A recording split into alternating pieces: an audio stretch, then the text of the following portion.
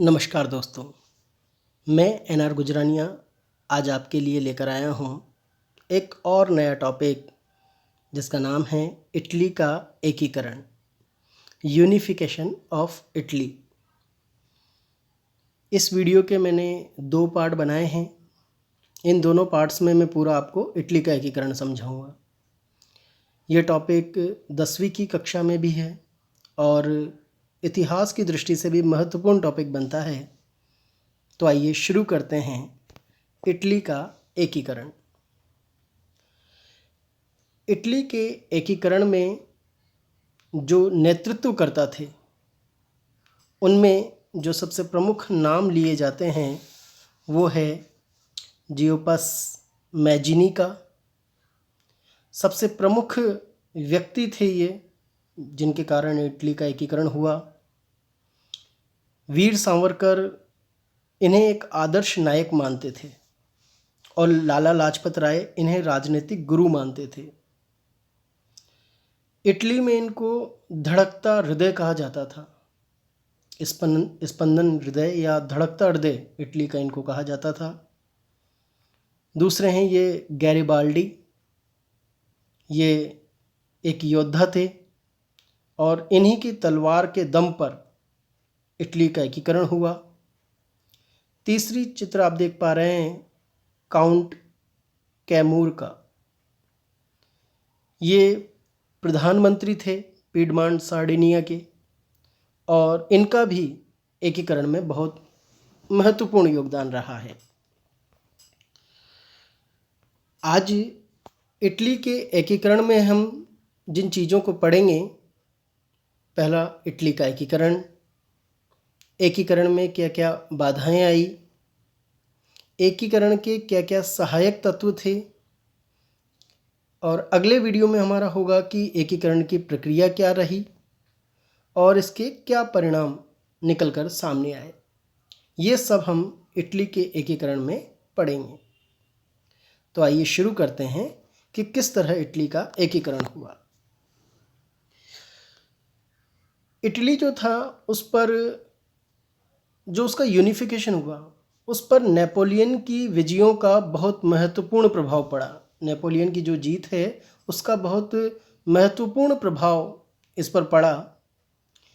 Napoleon से पहले ये जो इटली था, मैं आपको दिखा दूं कि आप देख सकते हैं कि नेपोलियन की जीत से पहले यानी 1796 में आप जो इटली का ये मानचित्र देख रहे हैं, ये किंगडम ऑफ सार्डिनिया है। ये 2 भागों में है सार्डिनिया, किंगडम ऑफ सार्डिनिया और किंगडम ऑफ सार्डिनिया 2 भागों में है ये। इसी तरह वेनिस है और भी कई सारे जो मेडोना है, टस्कनी है, पेपल्स स्टेट हैं, सिसिली वाला जो क्षेत्र है, ये सारा ये पूरा जो इलाका है ये कई सारी छोटी छोटी टेरिटरीज में बटा हुआ था, छोटे छोटे राज्यों में ये बटा हुआ था और इनमें राष्ट्रवाद की भावना नहीं थी। जब नेपोलियन ने इटली पर आक्रमण किया तो उन्होंने इटली के ये जो छोटे छोटे कई सारे छोटे छोटे राज्य हैं इनको मिलाकर 3 भागों में समाहित कर दिया। मूल रूप से 3 ही भाग रखे और इन 3 भागों में जो सोशल एक्सचेंज है, मनी एक्सचेंज है, आर्थिक जो लेन देन है वो इन 3 भागों में ज़्यादा अच्छा हुआ। देखिए, ज़्यादा छोटे छोटे राज्य होते हैं तो उनमें कई तरह की बाधाएं होती हैं, नियमों की बाधाएं होती हैं, सांस्कृतिक विभिन्नताएं उनमें देखने को मिलती है, तो उतना ज़्यादा राष्ट्रवाद नहीं बन पाता। जबकि नेपोलियन ने इन सब को मिलाकर केवल 3 क्षेत्रों में इसको समाहित कर दिया। नेपोलियन ने सामंतवादी व्यवस्था समाप्त कर दी। जो छोटे छोटे हिस्से सामंतों को दिए जाते थे, जहाँ की प्रशासनिक व्यवस्था वो सामंत ही संभालते थे, वो सारी व्यवस्था नेपोलियन ने समाप्त कर दी और आंतरिक व्यापार पर प्रतिबंध का अंत कर दिया।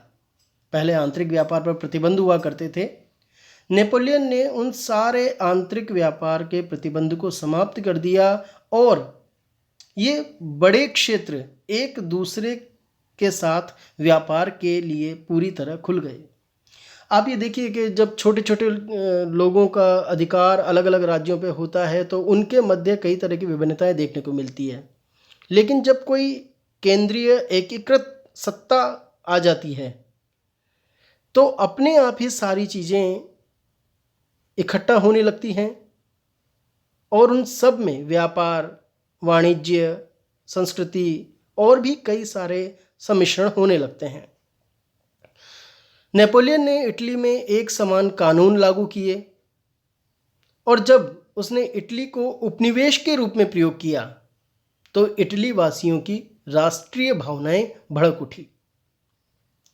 इटली वासियों को लगने लगा कि हम एक राज्य हैं और हम मिलकर ही इस मुकाबले को जीत सकते हैं। यह सब जब चल रहा था उसके बाद 1814 में नेपोलियन की हार हो जाती है और 1815 में जो वियना कांग्रेस है, वियना सम्मेलन होता है और इस वियना में, ऑस्ट्रिया की राजधानी है वियना, वहाँ पर यह सम्मेलन बुलाया जाता है शक्ति संतुलन स्थापित करने के लिए। अब देखिए, जिन जिन प्रदेशों ने, जिन जिन राज्यों ने मिलकर नेपोलियन को हराया है, इसमें ब्रिटेन है, फ्रांस है, ऑस्ट्रिया है, इन सब ने मिलकर नेपोलियन को हराया है, रशिया है, तो ये सब चाहते हैं कि शक्ति किसी भी एक सत्ता के हाथ में न रहे, बल्कि इसको अलग अलग लोगों के बीच में बांट दिया जाए ताकि यूरोप में एक शक्ति संतुलन की स्थिति बनी रहे। तो 1815 से ही यह प्रक्रिया चालू हो जाती है एकीकरण की वास्तव में, और ये चलती है 1870 तक, जब राजा विक्टर इमैनुअल की जो सेनाएं हैं वो रोम पर कब्जा कर लेती हैं और रोम को मिला लिया जाता है इटली के अंदर। तब तक ये प्रक्रिया चलती है। इस पूरी प्रक्रिया को ही यूनिफिकेशन ऑफ इटली कहा जाता है। तो इन सारी बातों पर अगर हम गौर करें तो पाएंगे कि दरअसल नेपोलियन ही इटली में राष्ट्रवाद का जन्मदाता है। नेपोलियन ही वो व्यक्ति है जिसके कारण इटली वासियों में राष्ट्रीयता की भावना भड़क उठी। अब देखिए, राष्ट्रवाद क्या है? अपने देश से धर्म, संस्कृति, एक जैसी भाषा बोलने वाले लोगों के बीच में जो राष्ट्र के प्रति समर्पण का, एकत्व का भाव आता है, वही राष्ट्रवाद है। राष्ट्रवाद में व्यक्ति राष्ट्र को ही सर्वोपरि मानने लगता है।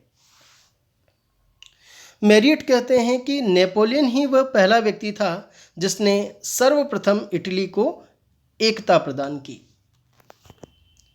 आप मानचित्र में अगर देखें तो 1796 में देखिए कितनी सारी छोटी छोटी टेरिटरीज हैं। किंगडम ऑफ सिसिली है, जिसे किंगडम ऑफ टू सिसिली भी कहा जाता है। ये वाला जो क्षेत्र है, ये पूरा जो क्षेत्र है, ये पूरा किंगडम ऑफ सिसिली है। ये जो पेपल्स स्टेट हैं, जो पोप का क्षेत्र है, ये पेपल्स स्टेट। इसी तरह से यह वेनिस है। इतिहास में वेनिस का नाम भी बहुत प्रसिद्ध है। ये पूरा इलाका ऑस्ट्रिया का इलाका है। ये जो मैं बात कर रहा था अभी सार्डिनिया की, ये सार्डिनिया है। ये दो भागों में, एक यहाँ पर है और एक यहाँ पर है। टू सार्डिनिया कह सकते हैं, सार्डिनिया कह सकते हैं। इसको पीडमांट सार्डिनिया भी कई जगह पर कहा गया है। तो पीडमांट और सार्डिनिया, इन दोनों को मिलाकर एक राज्य बनता है, पीडमांट सार्डिनिया। और ये 1810 का मैप है। आप देख सकते हैं, ये ब्लू कलर में जो है ये फ्रेंच एम्पायर है। पूरा फ्रेंच एम्पायर है। ये ग्रीन में जो है वो किंगडम ऑफ इटली का साम्राज्य है। इसके अलावा ये नेपल्स का इलाका है, पूरा किंगडम ऑफ नेपल्स, और ये किंगडम ऑफ सिसिली। तो नेपल्स और सिसिली को मिलाकर किंगडम ऑफ टू सिसिली भी कहा जाता है। पूरा राज्य इसी के अंतर्गत है। तो नेपोलियन की बाद या नेपोलियन के तहत पूरे इटली को 3 भागों में, ये पूरा उत्तरी इटली, ये मध्य इटली और ये दक्षिण इटली के नाम से जाना जाता है। तो अलग अलग छोटे छोटे कई सारे राज्यों को हटाकर एक संगठित इटली की स्थापना नेपोलियन के द्वारा कर दी गई। लेकिन नेपोलियन की मृत्यु के बाद जो शक्ति संतुलन की विचारधारा यूरोप में आई 1815 में वियना कांग्रेस के अंदर, उस वियना कांग्रेस में जिन जिन देशों ने मिलकर नेपोलियन को हराया था, उन सब ने इस बात को माना कि शक्ति किसी एक व्यक्ति के पास नहीं रहनी चाहिए, बल्कि उसका बंटवारा हो जाना चाहिए। और ये राष्ट्रवादी विरोधी विचार थे।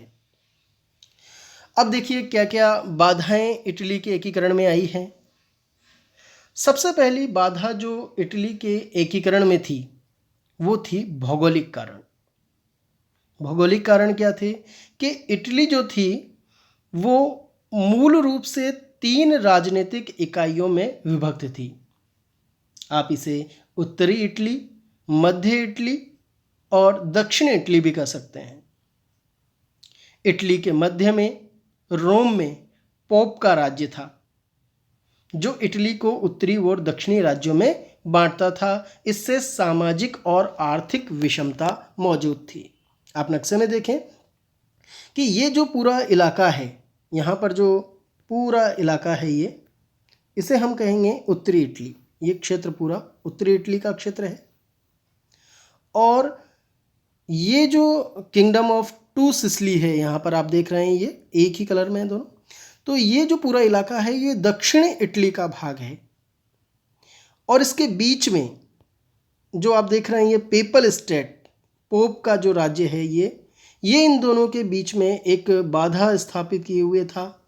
और इस तरह ये तीनों जो प्रदेश हैं वो एक अलग अलग संस्कृति, अलग अलग भाषा, अलग अलग विचारधारा को मानने वाले थे। और इनके मध्य ना तो किसी प्रकार का राजनीतिक एकता थी, ना कोई सांस्कृतिक एकता यहाँ पर थी। और इस कारण जो इटली था वो भौगोलिक रूप से 3 विशिष्ट इकाइयों में बटा हुआ था। ये पहला बाधा थी इटली के एकीकरण में। दूसरी जो बाधा है वो है पोप का राज्य। पोप जो था, रोमन कैथोलिक जो पोप था वहाँ पर, वो ईसाई जो धर्म को मानने वाले हैं उनके केवल धार्मिक प्रतिनिधि नहीं था, उसको राजनीतिक शक्तियाँ भी प्राप्त थीं। और पोप अपने राज्य रोम पर अपनी सत्ता बनाकर रखना चाहते थे। वह ईसाई धर्म के प्रमुख थे। और जो रोमन कैथोलिक जनता फ्रांस में थी, उनकी आस्था पोप में बहुत ज़्यादा थी। और इसीलिए पोप के राज्य की जो सुरक्षा है वो फ्रांस की सेना करती थी। और इसीलिए अगर कोई भी पोप को कुछ कहता या पोप की सत्ता को हटाने की कोशिश करता, तो वह एक तरह से यूरोप से शत्रुता लेनी थी। यानी अगर कोई पोप से दुश्मनी मोल लेता है तो समझिए उसने पूरे यूरोप से दुश्मनी मोल ली, क्योंकि वह उनका धार्मिक नेता भी था और उसको राजनीतिक शक्तियां भी प्राप्त थीं।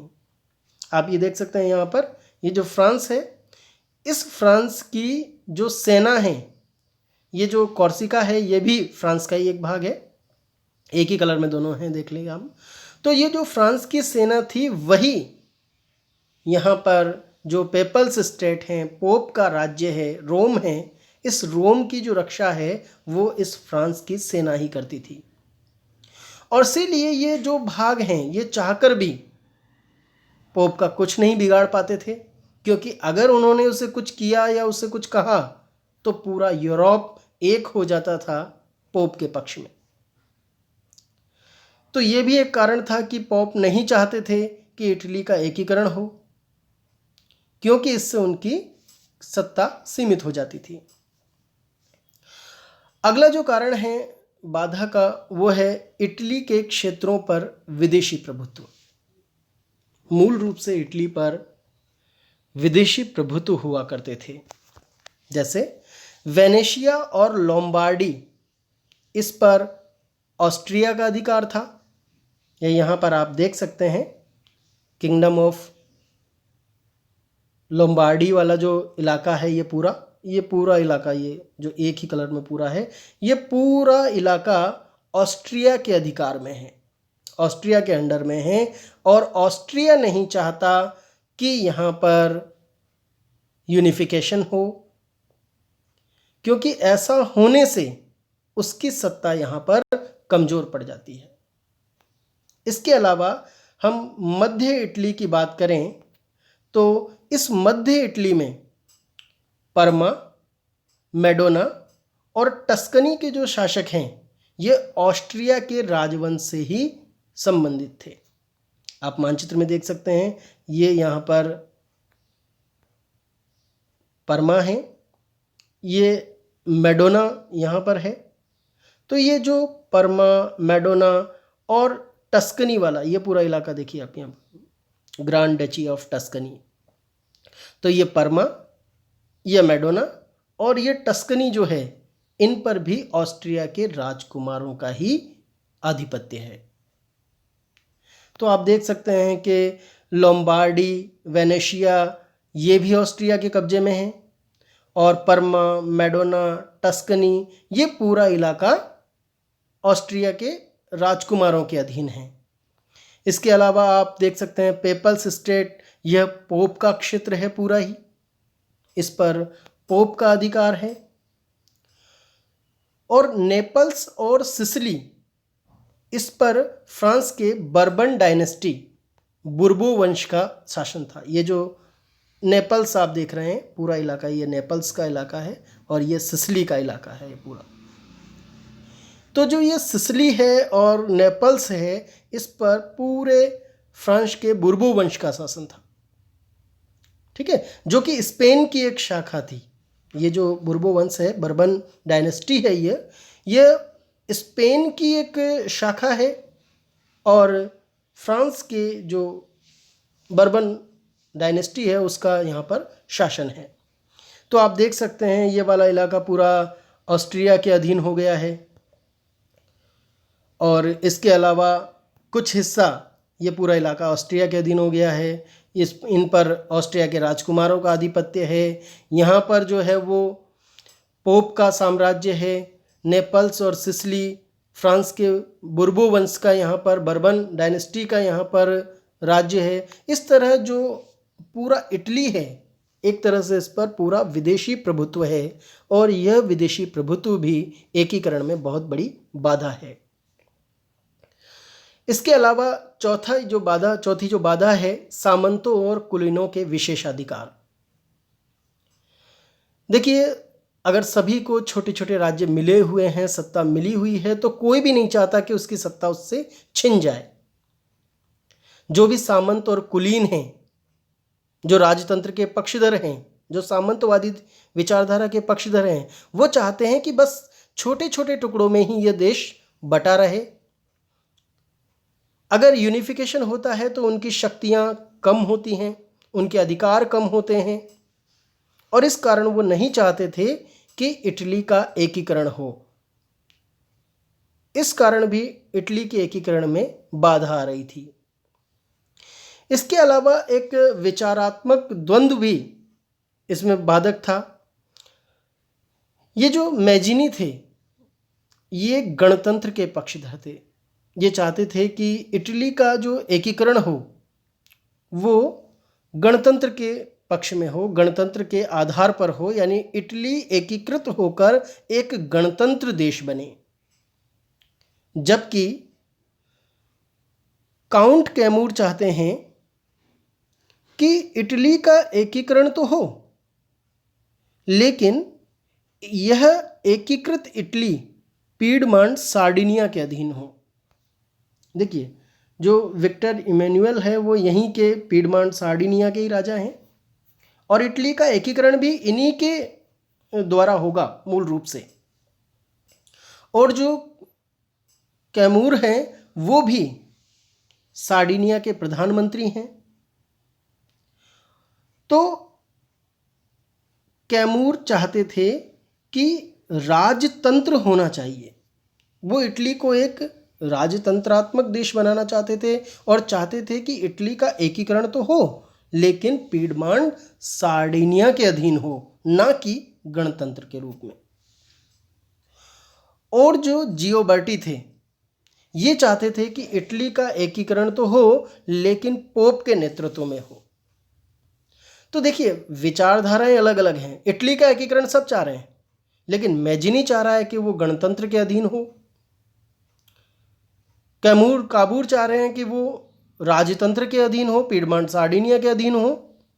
और जियोबर्टी चाह रहे हैं कि पोप के नेतृत्व में ही इटली का एकीकरण हो। तो यहाँ विचारधाराओं में मतभेद के कारण भी इटली के एकीकरण में बाधा पहुंची। अब ऐसा तो था नहीं कि बाधा के कारण इटली का एकीकरण नहीं हुआ, आखिर एकीकरण हुआ ही। तो कुछ सहायक तत्व भी थे जिनके कारण इटली का एकीकरण हुआ। तो अब हम देखेंगे कि क्या क्या सहायक तत्व थे जिनके कारण इटली का एकीकरण हुआ। इटली के एकीकरण में सहायक तत्वों में सबसे पहला है फ्रांस की क्रांति। आप देख सकते हैं, फ्रांस की जो राज्य क्रांति हुई, जिसके अंदर संसार को सबसे पहले मौलिक अधिकारों का पता चला, समानता, स्वतंत्रता और बंधुत्व। यहाँ मैं बता दूं कि भारतीय संविधान में भले ही मौलिक अधिकारों की अवधारणा अमेरिका के संविधान से ली गई हो, लेकिन मौलिक अधिकारों का जो जन्म है वो फ्रांस की क्रांति से हुआ है। स्वतंत्रता, समानता और बंधुत्व, ये जो मौलिक अधिकार हैं, इनका जन्म फ्रांस की क्रांति से हुआ। फ्रांस की क्रांति ने लोगों के अंदर एक राष्ट्रवाद की लहर उत्पन्न की। इसके अलावा नेपोलियन का साम्राज्यवादी विस्तार, ऑस्ट्रिया की पराजय, इटली में एक समान कानून व्यवस्था का लागू हो जाना, आर्थिक प्रशासनिक स्तर पर एकीकरण हो जाना और नेपोलियन का इटली को उपनिवेश के रूप में जब प्रयोग किया जा रहा था, तब राष्ट्रवाद की भावना का उदय हो जाना, ये सारे कारण रहे जिनके कारण इटली का एकीकरण हुआ। लोगों में राष्ट्रवाद की भावना जोर शोर से जाग उठी। और जब लोगों में राष्ट्रवाद की भावना आ जाती है तो वो एक साथ मिलकर कार्य करने की भावना रखने लगते हैं। तो फ्रांस की क्रांति भी इटली के एकीकरण के लिए बहुत सहायक सिद्ध हुई। अगला जो कारण है वो है कार्बोनरी संस्था। ये कोयला निकालने वाली जो एक संस्था है, कोयला मजदूरों की एक संस्था है, जो इटली के कोयला मजदूरों के द्वारा 1810 ईस्वी में गठित ये एक गुप्त क्रांतिकारी संस्था थी। हालांकि ये भी नहीं चाहते थे कि भाई इटली का एकीकरण हो, बस ये चाहते थे कि इटली में जो विदेशी हैं इनको इटली से भगा दिया जाए। देखिए, कार्बोनेटी संस्था का उद्देश्य इटली का एकीकरण करना नहीं है, लेकिन ये चाहते थे कि इटली पर जो विदेशी प्रभुत्व है, इन विदेशियों को यहाँ से भगा दिया जाए और इटली में वैधानिक स्वतंत्रता की स्थापना की जाए। तो इस संस्था के दो उद्देश्य हैं, एक तो विदेशियों को इटली से बाहर निकालना और दूसरा वैधानिक स्वतंत्रता की स्थापना करना। लेकिन फिर भी प्रभावशाली नेतृत्व ना होने के कारण और कुछ निश्चित उद्देश्य नहीं होने के कारण यह संस्था उतनी सफल नहीं हो पाई। फिर भी कार्बोनेटी संस्था ने इटली के एकीकरण का मार्ग प्रशस्त कर दिया था। अगला जो सहायक तत्व है वो है मैजिनी और यंग इटली। मैं मैजिनी के बारे में पहले भी आपको बता चुका हूँ। वो एक प्रखर वक्ता थे, वो एक राष्ट्रवादी थे, वो एक लेखक थे और एक बौद्धिक विचारधारा जो थे मैजिनी इटली में लेकर आए। 1831 में मैजिनी के द्वारा यंग इटली का गठन किया गया और बहुत ही जल्दी राष्ट्रीय आंदोलनों में कार्बोनरी संस्था का स्थान यंग इटली ने ले लिया। मैजिनी जो थे वो इटली के युवकों पर विश्वास करते थे। उनका मानना था कि यदि समाज में क्रांति लानी है तो नेतृत्व नवयुवकों के हाथ में दे दो। उनके हृदय में असीम शक्ति छिपी होती है। इस संस्था के 3 नारे थे। पहला, परमात्मा पर विश्वास रखो। दूसरा, सब भाइयों को साथ मिलाओ। और तीसरा, इटली को मुक्त करो। ये जो यंग इटली थी, इस संस्था का उद्देश्य स्पष्ट था कि इटली की एकता और स्वतंत्रता की प्राप्ति और स्वतंत्रता, समानता और बंधुत्व पर आधारित राज्य की स्थापना हो। इस संस्था ने इटली वासियों के अंदर देशभक्ति, संघर्ष, त्याग, बलिदान और स्वतंत्रता की भावना कूट कूट कर भर दी थी। तो इस संस्था ने भी इटली के एकीकरण में बहुत ही महत्वपूर्ण भूमिका निभाई थी। मैजिनी ने जनता को आह्वान किया। मैजिनी ने कहा कि संयुक्त इटली के आदर्श को छोड़कर अन्य किसी भी चीज के पीछे मत दौड़ो। बस आपका एक ही ध्येय होना चाहिए और वो है संयुक्त इटली। और किसी चीज को मत सोचो, कुछ मत सोचो। इटली एक राष्ट्र बन के ही रहेगा। मैजिनी देशभक्तों की दृष्टि में देवदूत था जो इटली का भविष्य निर्मित करने आया था। वास्तव में मैजिनी ही वह व्यक्ति था जिसने इटली के एकीकरण की आधारशिला रखी थी। एक व्यक्ति थे साउथगेट। वो तो यहां तक लिखते हैं कि यह मैजिनी ही था जिसने अपने देशवासियों में स्वतंत्रता की भावना उत्पन्न की। यद्यपि वह काबूर के भांति सेना नायक नहीं था, किंतु वह एक कवि था, आदर्शवादी विचारक था और क्रांति का अग्रदूत था। तो मैजिनी ने यंग इटली संस्था के माध्यम से इटली में राष्ट्रवाद की भावना को चरम पर बढ़ा दिया था। अगला जो सहायक तत्व है इसका, वो है कोयला और लोहा की भूमिका। इटली में कोयला और लोहा पर्याप्त मात्रा में मौजूद था और यहाँ पर राष्ट्रवाद की भावना भी पनप रही थी। लोग आपस में जब काम करने जाते थे तो वहाँ बैठकर बातें किया करते थे और इस तरह लोग मिल रहे थे, विचारधाराएं मिल रही थी और इटली के एकीकरण का मार्ग प्रशस्त होता जा रहा था। अगला है बौद्धिकों की भूमिका। देखिए, बौद्धिक व्यक्ति जो होते हैं वो सदैव ही रास्ता दिखाते हैं। आज आप भारतीय राष्ट्रीय आंदोलनों को देखें तो आप देखेंगे कि कई कवियों ने, लेखकों ने, विचारकों ने अपने लेखों के माध्यम से, समाचार पत्रों के माध्यम से राष्ट्रवाद को और ज़्यादा लोगों के अंदर भरा है। बिल्कुल वैसे ही इटली में रासोटी, सेल्विक, पेविक जैसे कवियों के द्वारा राष्ट्रवाद के ऊपर कई सारी कविताएं लिखी गई, राष्ट्रवाद का प्रचार प्रसार किया गया। इनकी कविताओं के माध्यम से, इनके लेखों के माध्यम से इटली के बच्चे बच्चे का जो हृदय था वो राष्ट्रवाद की भावना से भर गया। तो इन बौद्धिक व्यक्तियों ने भी इटली में राष्ट्रवाद की भावना लोगों में भर दी। इसके अलावा है सांस्कृतिक एकता। अगर आप इटली के मैप को देखते हैं तो इटली जो है वो एक संयुक्त रूप से, एक भौगोलिक रूप से सुदृढ़ इलाका है। इसके उत्तर में जहाँ आल्पस पर्वत हैं, इसके पश्चिम में टेरेटियन सागर है, पूर्व में एड्रियाटिक सागर है।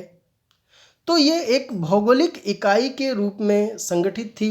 यहाँ की एक समान भाषा थी, एक समान धर्म था, एक समान रीति रिवाज था, प्राचीन गौरव था। तो ये सारी चीज़ें कहीं ना कहीं सांस्कृतिक रूप से इटली को एक कर रही थी।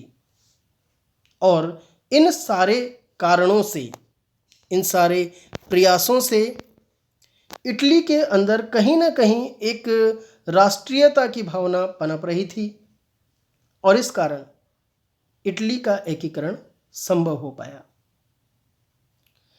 तो यहाँ तक हमने समझ लिया है कि इटली के एकीकरण को पृष्ठभूमि क्या रही, इटली के एकीकरण के बाधक तत्व क्या थे और इटली के एकीकरण के सहायक तत्व क्या थे। अगले जो पार्ट है इस वीडियो का, उसमें हम देखेंगे कि क्या क्या प्रक्रिया, 3 चरणों में जो इटली का एकीकरण हुआ वो किस तरह से हुआ और इसके परिणाम क्या रहे। अगर आपको वीडियो पसंद आया है तो आप प्लीज़ इसे लाइक करें, शेयर करें। अगले पार्ट में हम पूरी तरह से इसको ख़त्म कर देंगे, इटली का एकीकरण पूरी तरह जान लेंगे। Thanks for watching, keep reading, keep learning. Thank you very much.